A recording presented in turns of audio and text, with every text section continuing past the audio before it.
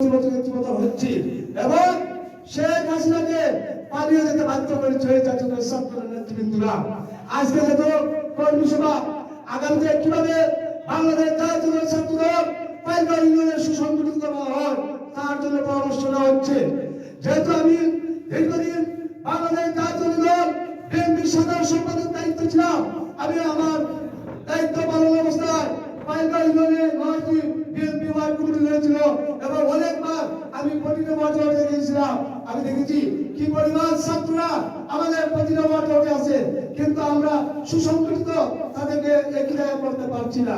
আমি বিনয়ের সাথে ছাত্রদলের নেতৃত্বে আব্দুল কাদের আছেন, আমি তাকে বলবো আপনারা অতি দ্রুত, যেহেতু আমি ধন্যবাদ দেই আমি এবং আমার আরব ভাই এখানে মামুনুর রশিদ মামু তাদেরকে ধন্যবাদ দেই, যেহেতু তারা ইউনিয়ন পর্যায়ে কর্মসূচি দিয়েছে, এর জন্য আমি আমার অন্তরস্থল থেকে তাদেরকে ধন্যবাদ দেই।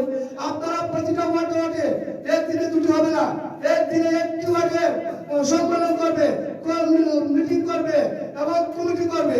আমরা যদি 9টা ওয়ার্ডে 9 দিন মিটিং করি তাহলে আমাদের 9টি ওয়ার্ডে 9 দিন যেতে হবে এবং মানুষের মধ্যে সাধারণ ছাত্রছাত্রীদের মধ্যে আমাদের দলের কার্যক্রম তাদের কানে কানে পৌঁছে যাবে। কারণ যত একটি কথা আছে প্রসারে প্রসার, যত বেশি আমরা মাঠে প্রসার করবো সেটা এক সময় প্রসাদের রূপ নেবে, হামলার রূপ নেবে। এখন যেহেতু আমাদের ছাত্র সংগঠনে সংকটে আমাদের প্রতিটা ওয়ার্ডে প্রচুর ছাত্র আছে, তাদেরকে যুক্তস্থানে আনে, এটাই আমার প্রত্যাশা থাকবে।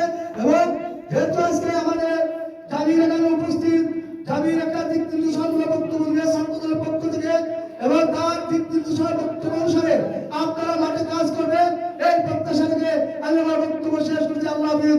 বাংলাদেশ জিন্দাবাদ, সংসদীয় দেশ